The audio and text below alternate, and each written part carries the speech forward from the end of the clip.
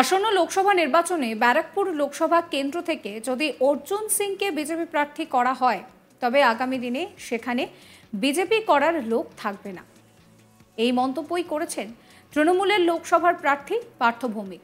তার অভিমত, 2019 সালের লোকসভা নির্বাচনে ব্যারাকপুরের মানুষ যে হিংসা দেখেছিল সেই পরিস্থিতি আর ফেরাতে চাইছে না। রবিবার 17 মার্চ নৌহাটের দোগাছিয়া গান্ধী মোড়ে এই মন্তব্য করেন পার্থ ভৌমিক। এদিন তার হাত ধরে প্রায় 40 জন বিজেপি কর্মী সমর্থক তৃণমূলে যোগদান করেছেন। পার্থ ভৌমিক জানান, সিএএ ভোটের আগে লাগু হলেও ভোটের পরে আবার সব ঠিক হয়ে যাবে। ভোটের আগে ভাওতা দেওয়া হচ্ছে, সেই অভিযোগই করতে দেখা গেল পার্থ ভৌমিককে।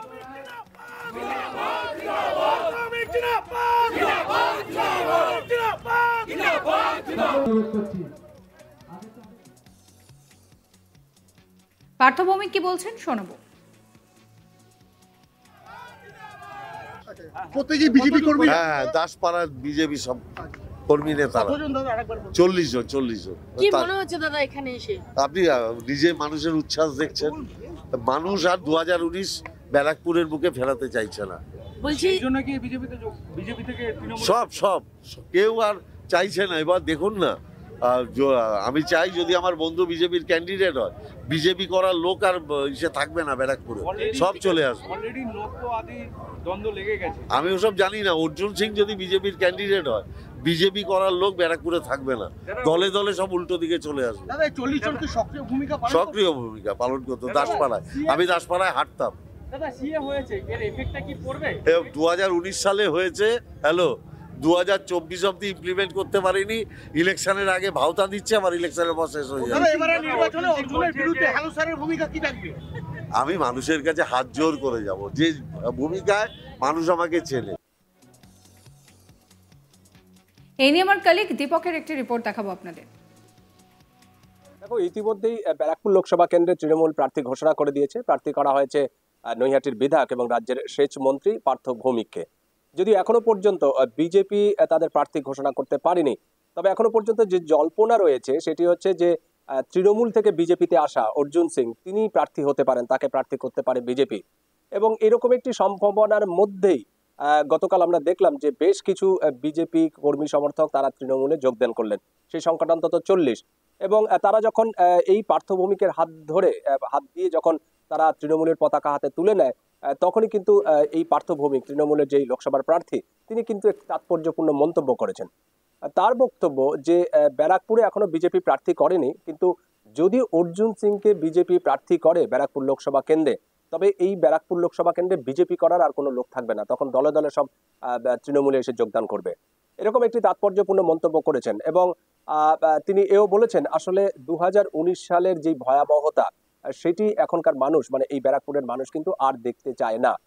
তুমি জানো যে এই যে 2019 সালের লোকসভা নির্বাচন শেষবার, সেই সময় কিন্তু এই যে অর্জুন সিং, তিনি তৃণমূলে ছিলেন, কিন্তু তাকে তৃণমূল প্রার্থী করেনি। এবং প্রার্থী না করার ফলে তিনি তখন বিজেপিতে আসেন এবং বিজেপিতে যোগদান করে বিজেপির টিকিটে তিনি লোকসভার প্রার্থী হন এবং যে জয়লাভ করেন। এবং সেই নির্বাচনে আমরা কি দেখলাম যে সেই নির্বাচন এবং নির্বাচন পরবর্তী যে ভোট সহিংসতা, সেখানে কিন্তু একাধিক মানুষের মৃত্যু হয়েছে এবং বেশ কিছু ঘরবাড়ি ভাঙচুর করা হয়েছে, তাতে অগ্নিসংযোগ ঘটিয়ে দেওয়ার মতন ঘটনা ঘটেছে।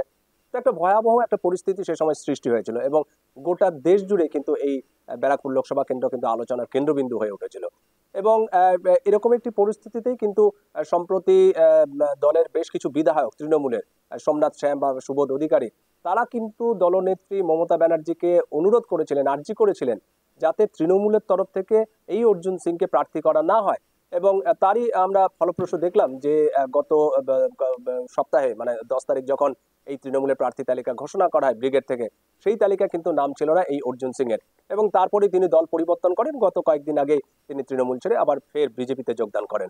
তো এইরকম একটি প্রেক্ষিতেই অর্জুন এই পার্থ ভৌমিক, যিনি তৃণমূলের প্রার্থী লোকসভার ব্যারাকপুর লোকসভা কেন্দ্রের, তিনি এরকম একটি তাৎপর্যপূর্ণ মন্তব্য করেছেন। বলেছেন যে বিজেপি যদি প্রার্থী করে অর্জুন সিংকে, তবে বিজেপি করার আর কোনো লোক থাকবে না, তারা দলে দলে তৃণমূলে চলে আসবেন। এবং আসলে তারা চায় না যে এই 2019 সালে যে ভয়াবহতা, হিংসা, সহিংসতা, ভোট পরবর্তী সহিংসতা, এটা যাতে না হয় এবং তারা চায় না যে এই জিনিসটি বারে বারে ফিরে আসুক, এবং সেই কারণেই দলে দলে তৃণমূলের এই যোগদান বিজেপি থেকে। পশ্চিমবঙ্গে 42টি লোকসভা আসনের মধ্যে আংশিক প্রার্থী তালিকা ঘোষণা করা হয়েছে বিজেপির তরফে। তবে এখনো পর্যন্ত বিজেপির পক্ষ থেকে ব্যারাকপুর লোকসভা কেন্দ্রের প্রার্থী ঘোষণা করা হয়নি। তবে তা না হলেও ব্যারাকপুর, মোহনপুর গ্রাম পঞ্চায়েত এলাকার বিভিন্ন জায়গাতে আসন্ন ব্যারাকপুর লোকসভা কেন্দ্রে বিজেপি মনোনীত প্রার্থী অর্জুন সিংকে পদ্মফুল চিহ্নে ভোট দেওয়ার আবেদন জানিয়ে পোস্টারও পড়ে গিয়েছে। রবিবার এই পোস্টার সামনে এসেছে।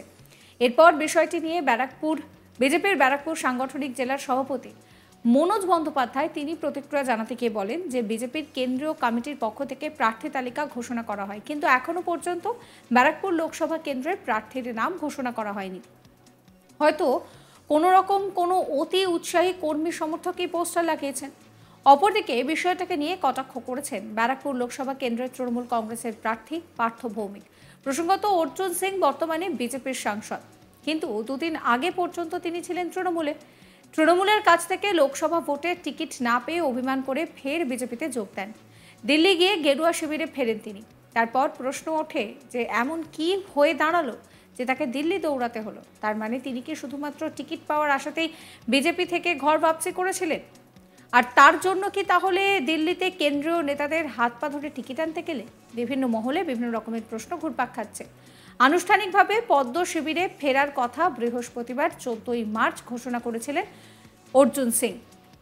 সেই মতো পরের দিন শুক্রবার 15ই মার্চ দিল্লিতে গিয়ে তিনি কিন্তু বিজেপিতে যোগ দেন। শুক্রবার দিল্লিতে যোগদান পর্ব শেষ হয় এবং তারপর থেকে বিতর্ক নতুন করে শুরু হয়েছে। অর্জুন সিং প্রসঙ্গে অমিত মালবিয়া তিনি কিন্তু বলছেন যে মাঝে কিছু কারণে পার্টির সঙ্গে তিনি যোগাযোগ রাখতে পারেননি, এখন আবার পার্টির মুখ্য ধারায় যুক্ত হতে চান। বিজেপিতে যোগ দিয়ে কলকাতায় ফিরলেন অর্জুন সিং। বৃহস্পতিবার সন্ধ্যায় কলকাতা থেকে দিল্লির উদ্দেশ্যে রওনা দিয়ে তিনি বিজেপিতে যোগ দেন। শুক্রবার দিল্লিতে বিজেপিতে আনুষ্ঠানিকভাবে তিনি যোগ দেন। শুক্রবার রাতে কলকাতা বিমানবন্দরে অর্জুন সিংকে স্বাগত জানান বিজেপির কর্মী সমর্থকরা। আর এই পুরো বিষয়টা নিয়ে কটাক্ষ করে পার্থ ভৌমিক কি বলছেন শোনাবো। প্রত্যেকই বিজেপি কর্মী। হ্যাঁ, দাসপাড়ার বিজেপি সব কর্মী নেতারা 40 জন। কি মনে হচ্ছে দাদা এখানে এসে? আপনি নিজে মানুষের উচ্ছ্বাস দেখছেন। মানুষ আর 2019 ব্যারাকপুরের বুকে ফেরাতে চাইছে না। বলছি এই জন্য কি বিজেপি থেকে তৃণমূল সব কেউ আর চাইছে না। এবার দেখুন না, আমি চাই যদি আমার বন্ধু বিজেপির ক্যান্ডিডেট হয়, বিজেপি করার লোক আর সে থাকবে না ব্যারাকপুরে, সব চলে আসবে। অলরেডি লোক তো আদি দ্বন্দ্ব লেগে গেছে। আমি ওসব জানি না। অর্জুন সাবস্ক্রাইব করবেন আজ তাক বাংলার ইউটিউব চ্যানেলকে, ফলো করবেন হোয়াটসঅ্যাপ চ্যানেল।